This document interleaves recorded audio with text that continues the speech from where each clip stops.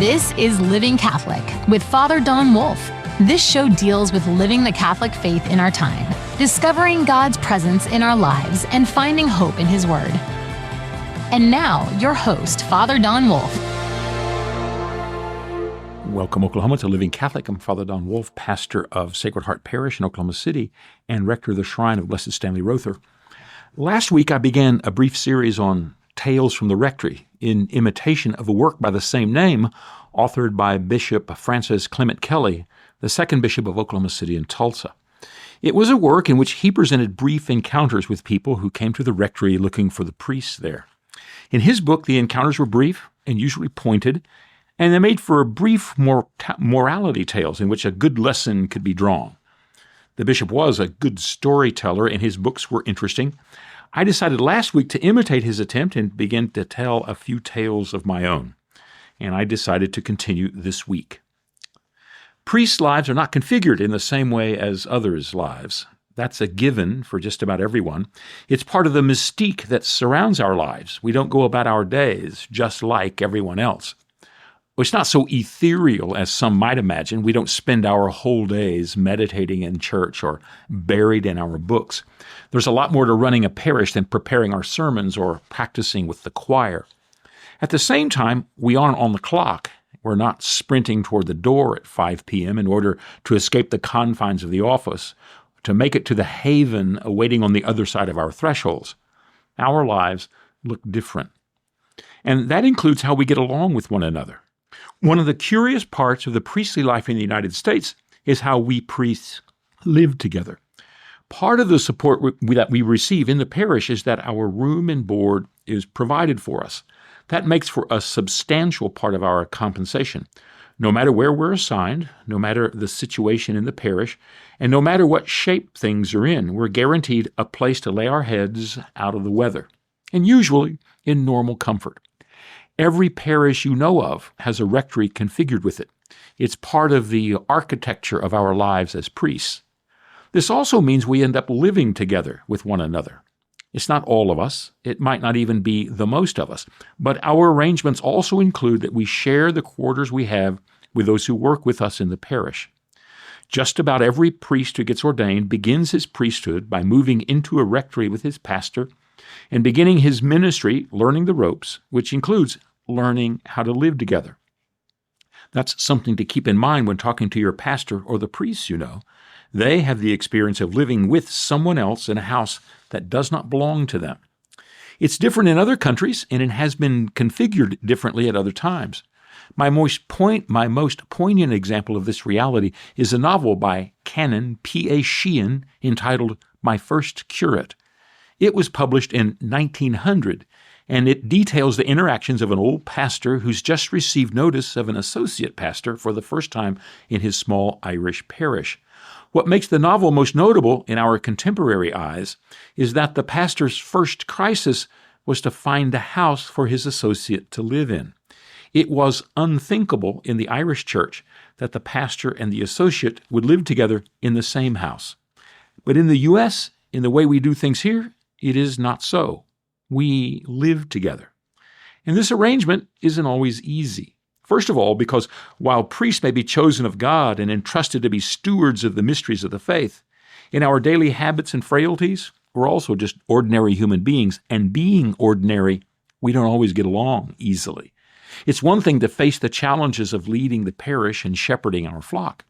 It's an entirely other thing to learn to get along with the person you work with by living with him 24 hours a day.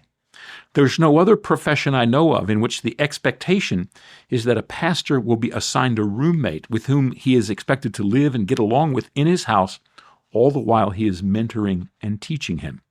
But it is so with us. In fact, it is so firmly written into the life of the priesthood in our day and time that no one asks any of us about it at all. Priests are assigned, associates are named, transfers take place, and no one pauses to ask what anyone thinks about going off to live in another place with another priest. It's simply presumed. Over the course of my priesthood since the year 2000, I've had 15 associate pastors who've moved into the rectory with me. And not once have I been asked by anyone what I think of the person who might be moving in, or what difficulties I could anticipate in living with them, or what I might want when it comes to having someone share my life with me. Not to put too fine a point on it, but priests are no more consulted about who they're expected to live with, and that is to eat with, share their work with, pray with, and converse with every day, than a bus driver is consulted about the people he picks up on his route. Most of the time, our acceptance of such expectation is simply presumed. Given that we don't have alternatives, no one would know what to do if the question was asked, "Do you want to live with this man?" and answered in the negative. What would the parish do? What would the bishop do if the answer was, "No, I don't want to"? So the question is never asked, which makes for some tensions. The worst I experienced was when I attended the National Federation of Priests Council's convention in Toronto, Canada. As I was checking in, I met a priest from Tulsa in the lobby. And as I was getting my key, he told me what was happening in the archdiocese, that is, in the other diocese that he didn't belong to here in Oklahoma. About a minute after I met him, he told me that my associate in my parish was being transferred to another parish, and that a priest from India was going to be assigned to me. Now, no one had told me either of those things. A priest from another diocese informed me while we were in another country, not only about what was happening in my parish, but that I'd soon be sitting around my own dining room table 3 times a day with someone I had not met, did not know, and had never been told about. And nobody thought such an arrangement was odd at all. It does make for odd moments, I'll grant you that. On the other hand, the assignment system makes for the chance to develop some unlikely friendships that are all the richer for being unlikely. If we lived only with those with whom we were comfortable, or only those men we already liked, we would certainly miss the opportunity to grow in the depth and appreciation of one another that comes from sharing our lives together. You can't share a house and a pastorate without coming to know another person with some level of appreciation and gratitude. And besides, no matter what you think of the other guy who's with you at the table, you're stuck with him in this arrangement. You might as well make the best of it to the best of your ability. What else is there to do, after all? Rage against the machine? Learning to live together isn't always easy, of course. No one teaches another how to create the harmony and camaraderie necessary for a successful tenure as pastor and associate in the same house. There are no courses, no instructions about how this is supposed to happen. It's all on-the-job training. And such arrangements always come with the necessary built-in mistakes of all relationships. Pastors don't always read their associates the right way. Associates don't always understand their pastors for who they are and what they're about. It's an inevitability in our ways of living and doing and being. My first pastor, for example, was adamant in his skepticism concerning all Catholic moral theology. He regarded any book on morals, no matter when it was published, to be a book of excuses for people to do what they wanted to do. In his mind, there were 10 commandments, and that should be enough for anyone. Anything else was just an excuse. I, on the other hand, was passionate about moral theology, would you know. I just received and then read a 3-volume collection of essays on the fundamentals entitled Free and Faithful in Christ by the renowned theologian Bernard Herring. At breakfast one morning, I was trying to explain how excited I was reading these essays and how important they were in developing the thinking of the church throughout the world as people everywhere faced complicated moral problems. My pastor let out a long sigh and said, "If it were up to me, I'd cancel every moral theology class in seminaries and replace them with ascetic theology." His point of view was that people needed to learn how to get along with the difficulties of life, make the hard decisions that needed to be made, and then endure the pain involved. People don't like pain. That's why the world is in such bad shape. That was his opinion. And he made me so mad, I didn't speak to him for the rest of the day.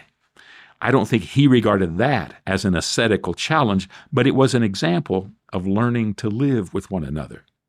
It wasn't the only one, and not all of the examples of what I had to learn were so rarefied. But I did have to learn, and so did he. So one day, when I was in the rectory in Eden, I was the associate pastor there in 1985. I'd been there for about a year. It was my 5th year since ordination. I walked out of my room and into the living room, and as I did, I saw Father Charlie Boeckman.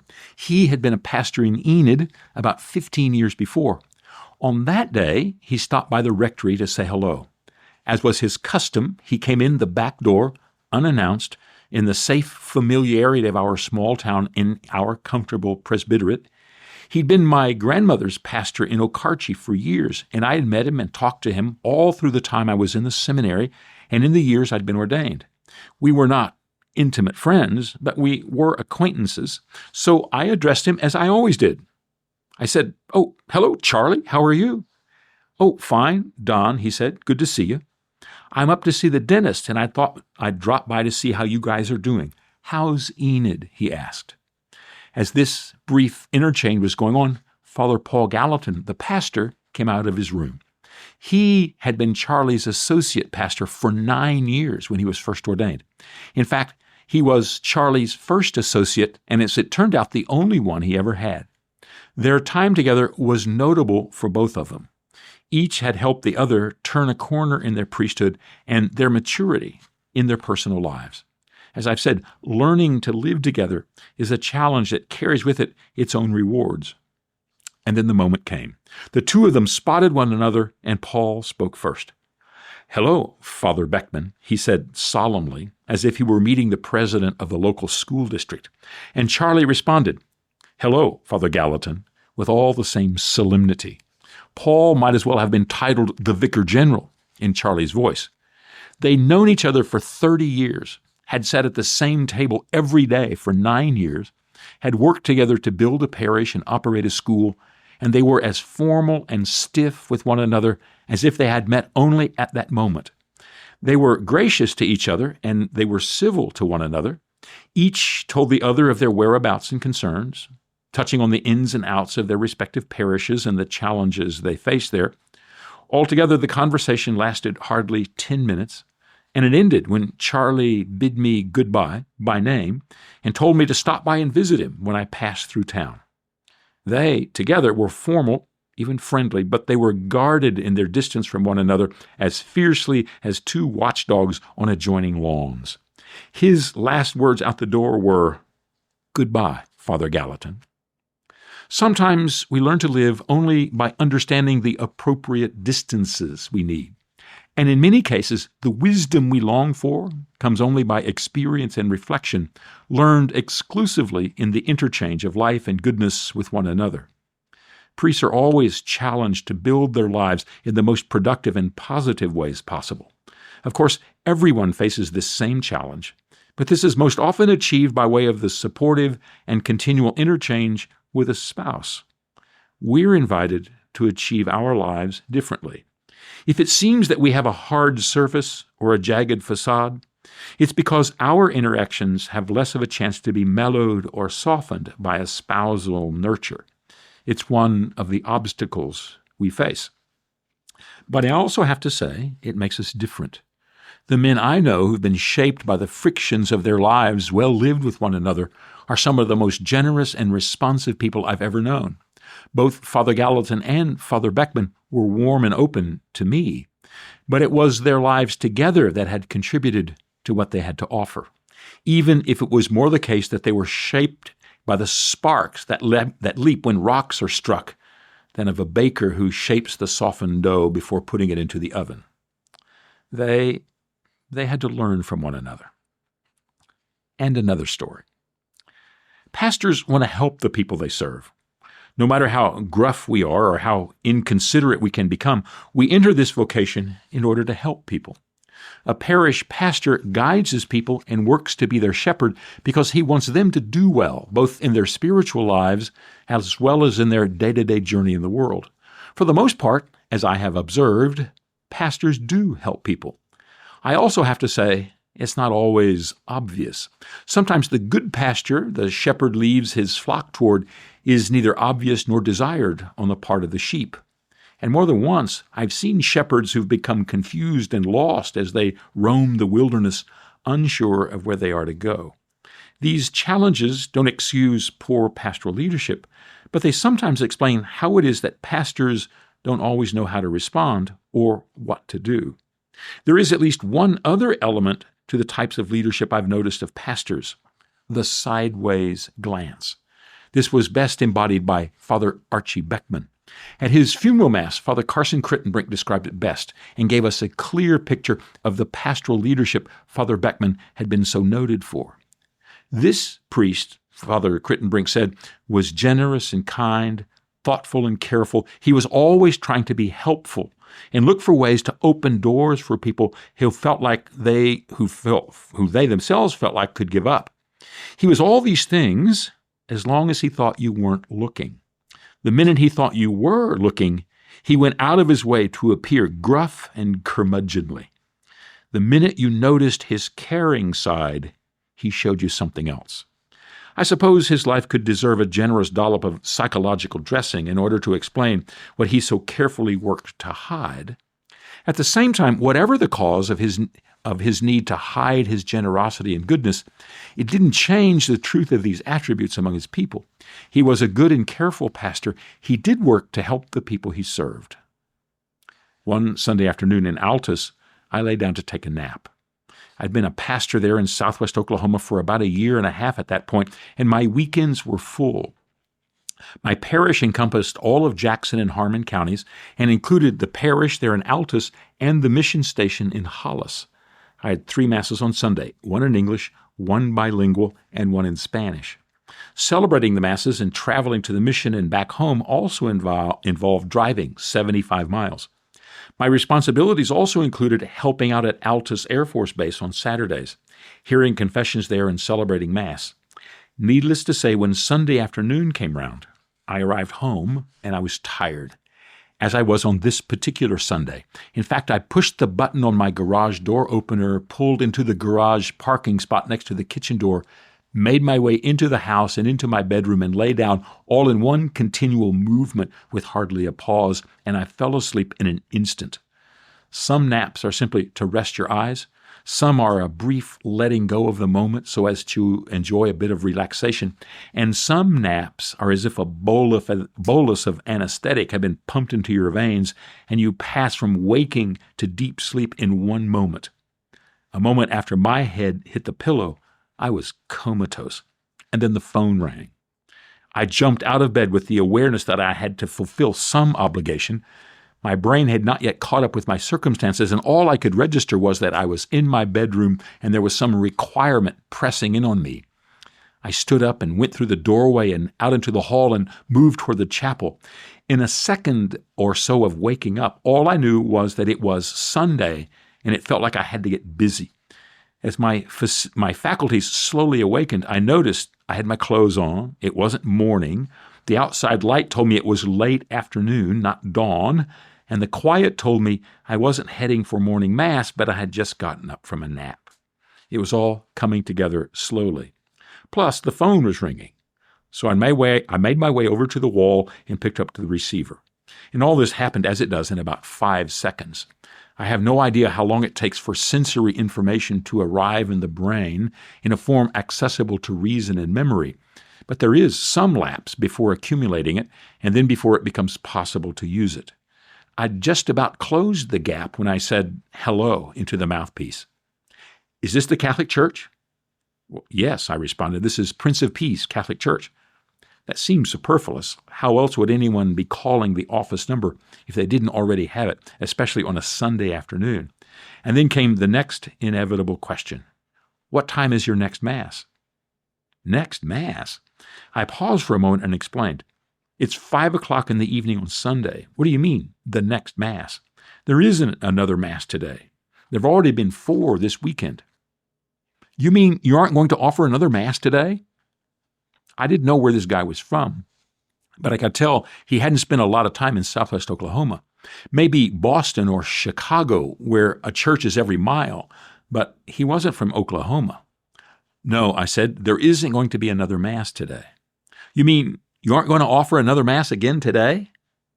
"That's right. No more Masses today." I thought that settled it, but it didn't. "Then what am I going to do?" he asked. Why aren't you going to help me? Don't you care about my soul? He was crazy and outrageous. I would excuse him if he'd been accustomed to the schedules and the fragile heartstrings of other priests from those other places. But my day had been full enough, and I'd had it. I have to say, at that moment, 1,000 thoughts ran through my head. What I wanted to say was this.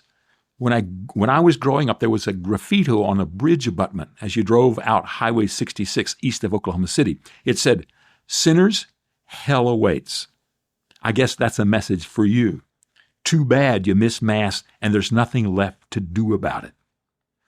I have to say, it's amazing what the brain can do when it's awake and working. That thought appeared in a millisecond. It was followed by a variety of others, even less charitable. But I knew his question was a stranger to my exasperation. So I just ground my teeth, took a breath, and said, "That's all we can do today. Sorry, it's not enough for you.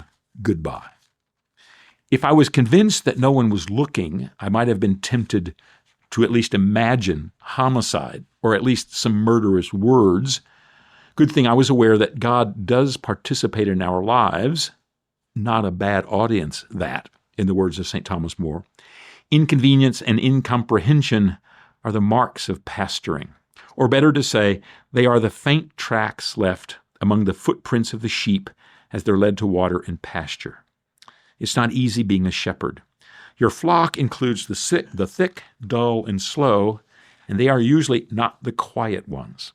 And so you lead, even when the entrance to the evening is rattled by the bleats of the wandering sheep. Back in just a moment.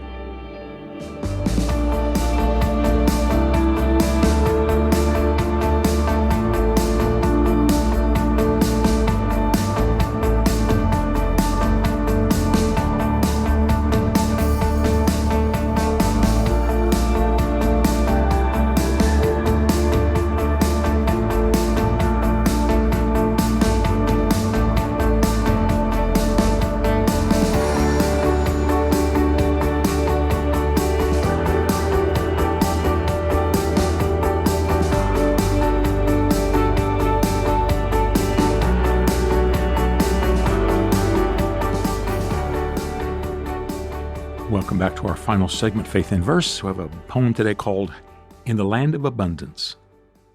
It's not easy to be truly grateful in the land of abundance.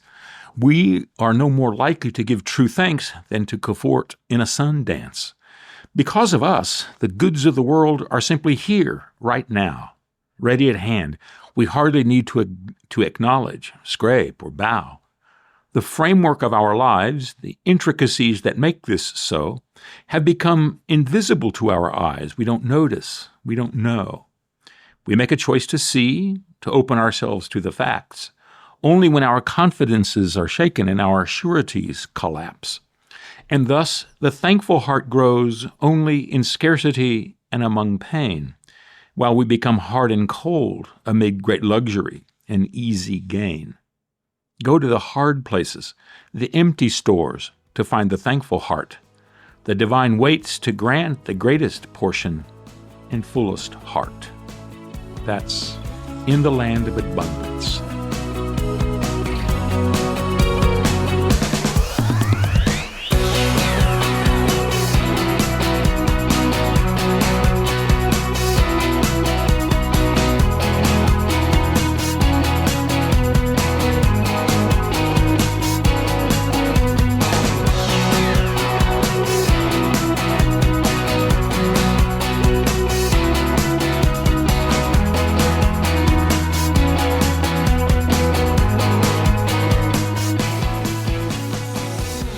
The opportunity we have as we encounter Christ in the fullness of the faith is the opportunity to encounter Him at the depths of our lives.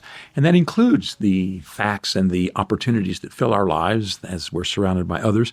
I hope that in the weeks to come, all of us together, as we look into our lives, might have the opportunity to encounter Christ more closely. I hope you can join us. Living Catholic is a production of the Archdiocese of Oklahoma City for Oklahoma Catholic Radio.